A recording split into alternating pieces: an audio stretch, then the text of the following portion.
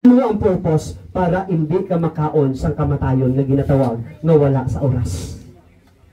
Amen? Tapos sumong magpakasala, kabudlay magbalik sa Dios. Tandaan niyo gina. Ang kabuhi nga 80 ka tuig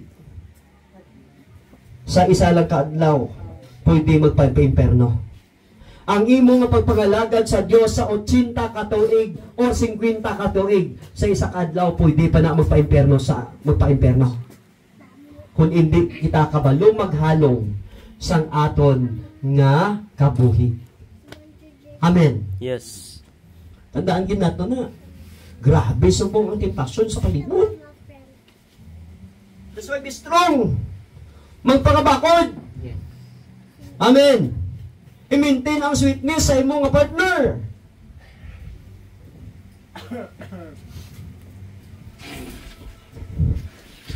I-maintain ang sweetness. Bisan daw ka corny lang tawon pero ang bala, I love you.